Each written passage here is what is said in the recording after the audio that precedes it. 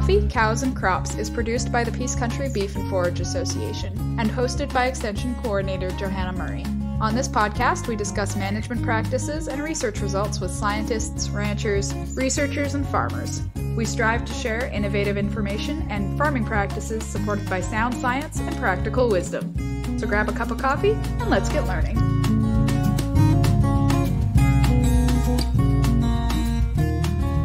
All right. Hi, everybody. Thanks for tuning in to today's episode of Coffee, Cows, and Crops. Today, I'm talking to Ellen Jabs and Jody Wacowich from AgSafe, Alberta. And I've also got Monika Benoit from PCBFA with us today. Hi, everybody. Hello. Thanks for joining us, ladies. Jody, maybe to start us off, you can tell us a bit about AgSafe and what you do. Sure. So AgSafe Alberta was formed about 2017, and it came together, a number of the commodity groups got together and they felt they needed to be proactive in helping farms and ranches with the new legislation and how they were going to meet the requirements of it. So our board is all members of commodity groups. We're industry-led, and I know a question we quite often get is whether we're government, and we certainly aren't. We're responsive to the producers of this province and helping them meet their needs. So we do that. We have a team of advisors, and they will go out on farm and support farms and ranches in beginning their safety programs. They deliver workshops, they attend trade shows, and kind of almost the face of AgSafe Alberta most days. We have a website that has lots of tools and manuals and e-learning components so that farms who are interested in getting started can kind of go there and look for information and figure out where they want to start or even just reach out to us and ask questions on how to get started. And one of the big things that we have is a 1-800 number.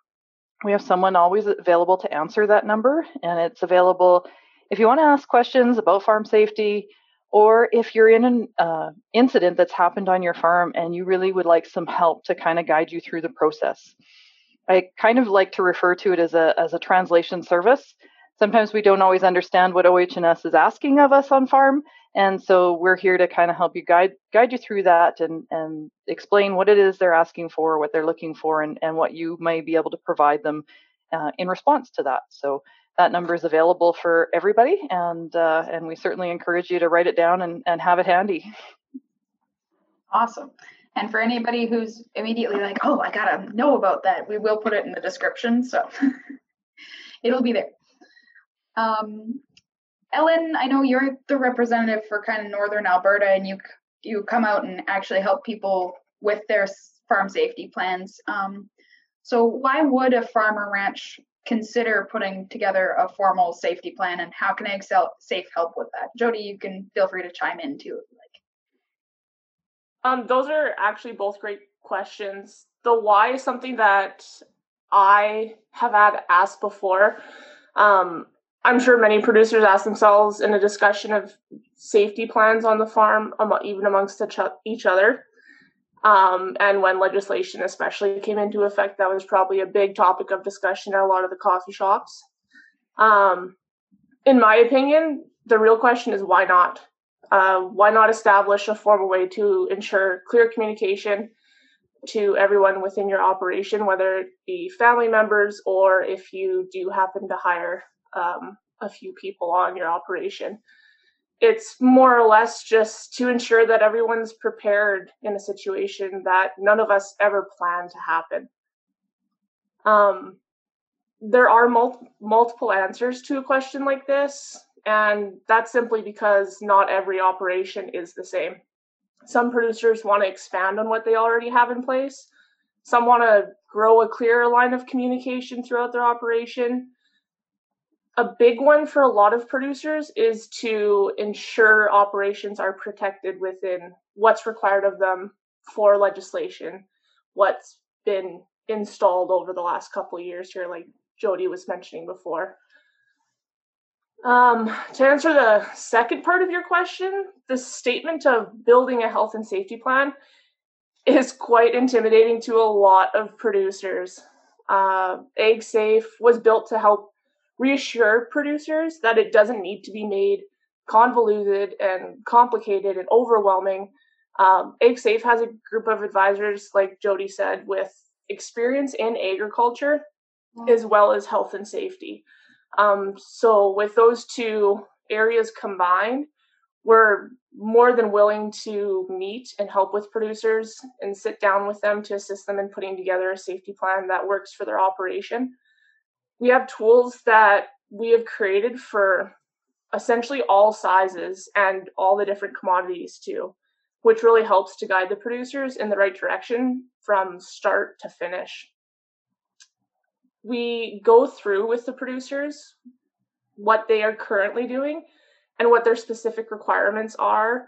And honestly, a lot of the time, producers are meeting a lot of the requirements within their operations, but they just haven't put pen to paper, more or less. Right. Our goal at the end of the day is to help them implement an effective and efficient health and safety plan with their operation without the process being painful or frustrating, while also ensuring that they are meeting the required standards that they fall under.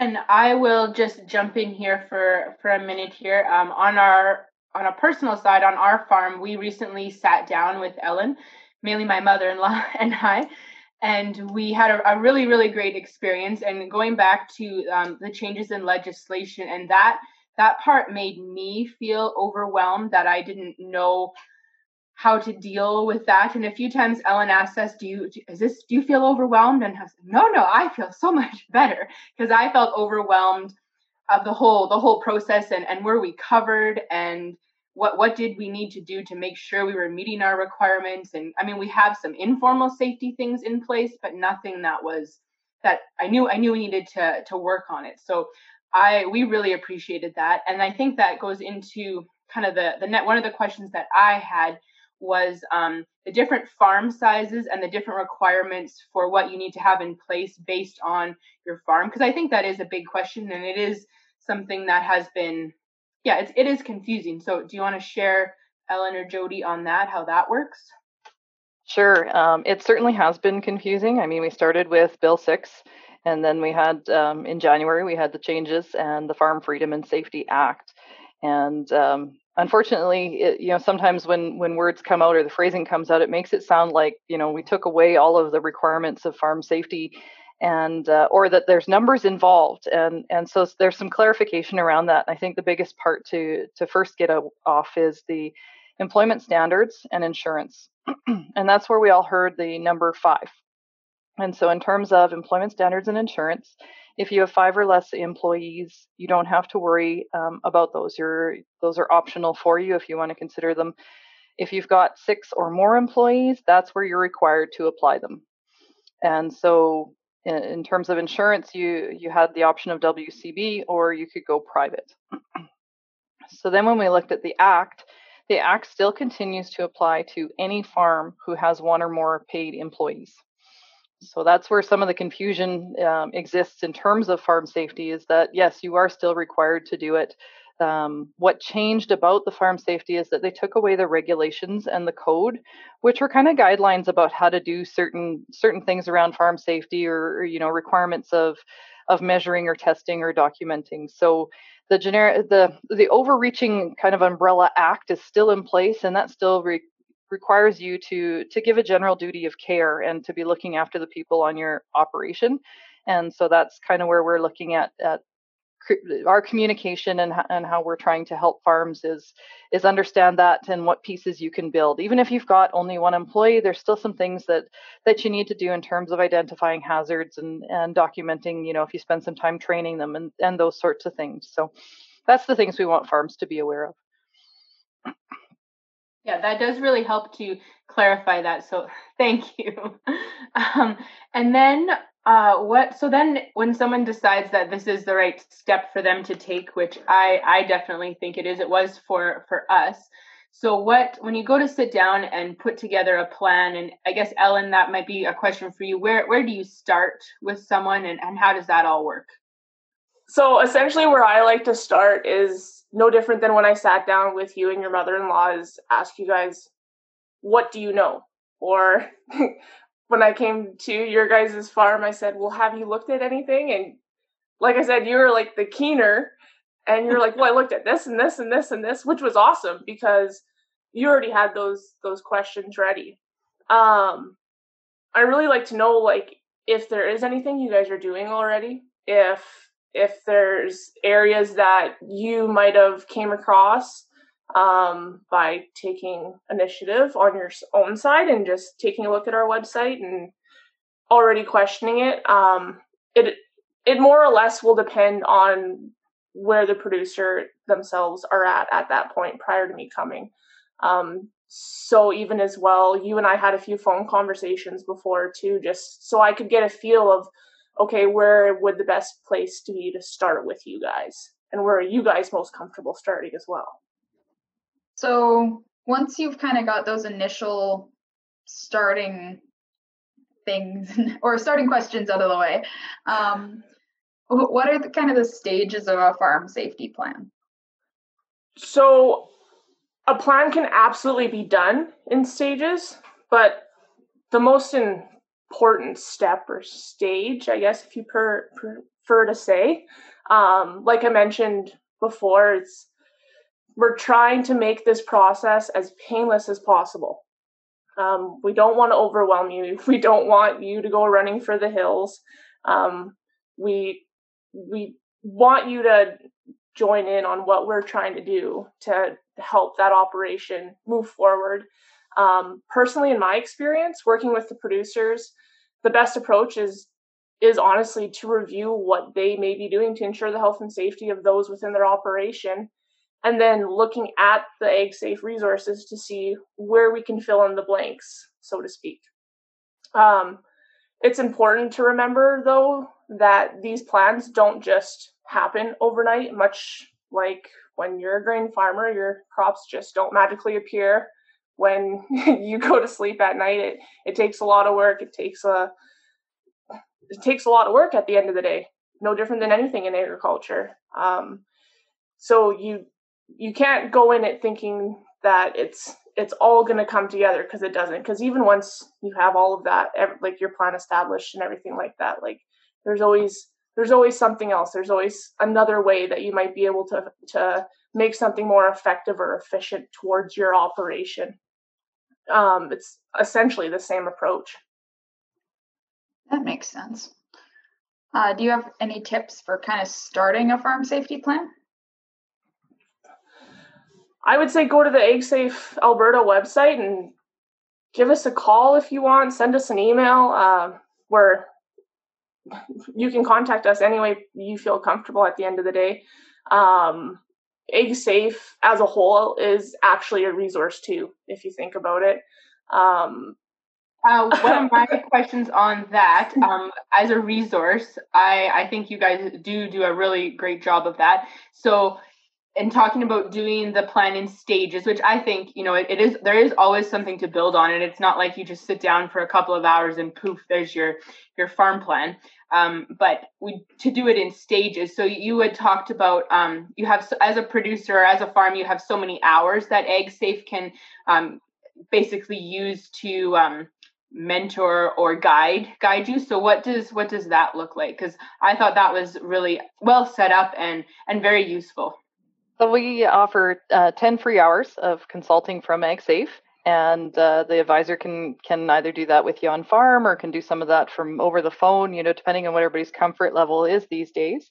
And I think what they're going to encourage you to do is bite-sized chunks, something that's manageable. Maybe it's starting with identifying some of the biggest risks on your farm and how can we control those? Or is it seasonal, or we're heading into, spring seeding?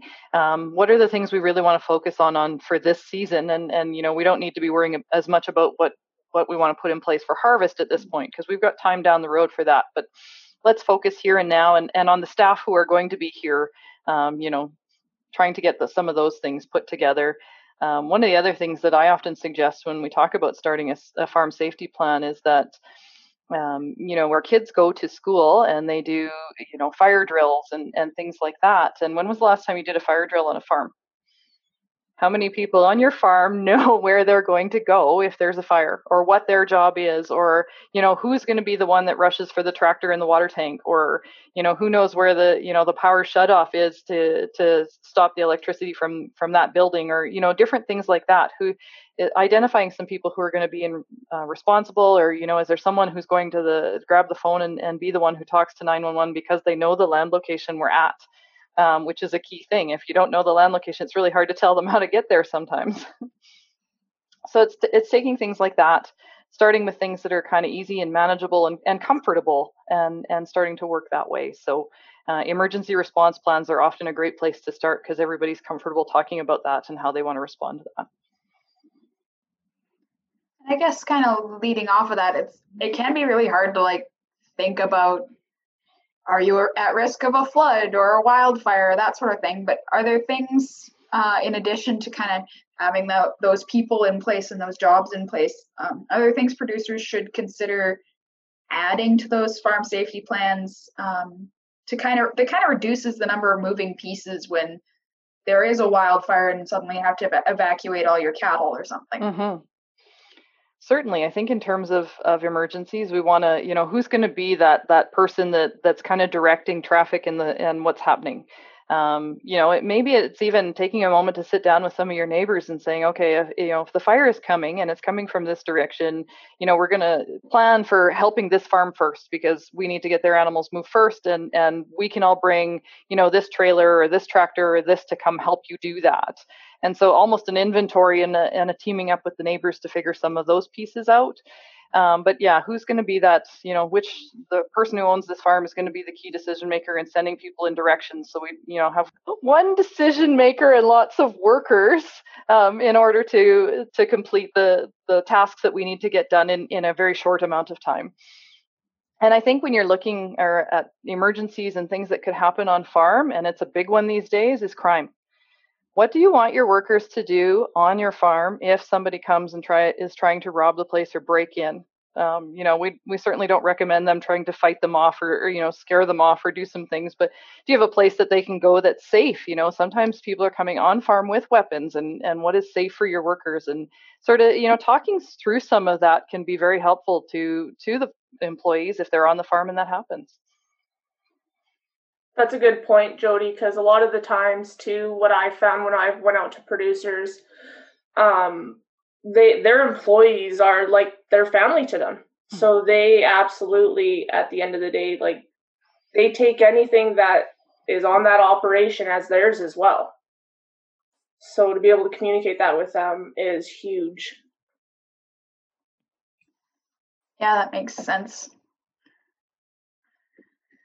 I have more of a Peace Country Central question. So Ellen, you are our gal for Northern Alberta and the Peace. So what does that look like if someone does want to start off on their farm safety plan and to meet with you? And how often are you up here, and how does that all look?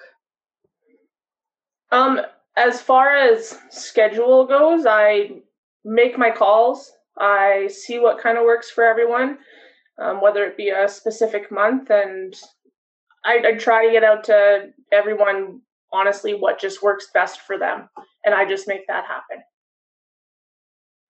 I think the other part of that is they can go onto our website and request that visit. So we can get it in the system and sort of tracking some of that information too. And if Ellen's got a lot on her plate and a lot of calls, we do have some other advisors who may be able to slip up there and help out as well. So our ability to kind of balance that so that you get your visit in a timely fashion is there too. Right, that makes sense. Is there anything else you want to add, Monika? I don't think so. Just that, my personal experience with AgSafe was a really good one, and I breathed a sigh of relief that we had started. And I mean, we can't say we've done much since we sat down with you, Ellen. But now harvest is done and it's snowy out here, so you should be able to sit down and continue. So no, I think we're happy to have heard from you, and hopefully we'll send a few more Peace Country folks your way. This is a great time of year to be working on farm safety plans. You can pull up with a blanket in front of a fireplace and watch some e-learning modules, or start sitting around the fire talking about what the hazards are and how we want to control them. So great opportunities now to work on that, and certainly our advisors are available at this time of year as well. All right. So we've talked a little bit about your website and the 1-800 number and all that. Just to reiterate, are there any resources or projects that you're working on producers should know about? And do you want to just tell us about your website one more time? So on our website, you're certainly going to find the base manual and workbook that we've kind of been alluding to, that there's a process to work through. You can have that in a digital format, or you can always reach out to us and I can send you a hard copy as well if you prefer that. In conjunction with that, we have some e-learning on our website. So there's some courses that you can take that kind of help you walk you through the different modules in the workbook so that you understand what each module is looking for. We've also just recently added some PPE courses and WMIS courses that you can kind of walk through and get that information. I mean, PPE became a big thing earlier this year, and how we want to wear it and what do we want to do properly and if we can even get it. So some good resources there. And WMIS, anybody who's got some chemicals in the workplace needs to take a WMIS course, and we heard that from farms. So we've developed one that they can have available for their employees to watch. Coming up through the winter, you're probably going to see some webinars from us in terms of, understanding some of the OH&S rules and helping grow that culture on your farm. Looking at some of that, certainly, we have our 1-800 number. We do have a couple of other projects that we're not quite ready to talk about, but you may start to see in terms of activities in the early spring there, and some things that will be out and about and be able to actually come and do in person, hopefully. That would be novel. Awesome. All right. Well, thank you, ladies, for joining us today. And to everybody who tuned in, thanks for listening, and have a safe day, and we'll talk to you next time. Thank you. Thank you. Peace Country Beef and Forage Association is a research and extension group based out of Fairview, Alberta. Our mission is to help producers thrive in an agricultural system that is profitable, regenerative, and attractive to future generations. To learn more about what we do and see the results of our research trials or our archive of newsletters and fact sheets, check out our website at peacecountrybeef.ca. Want to get in touch? Have a burning question or a topic suggestion? Send us a message on Twitter, Instagram, or Facebook. Thanks for listening.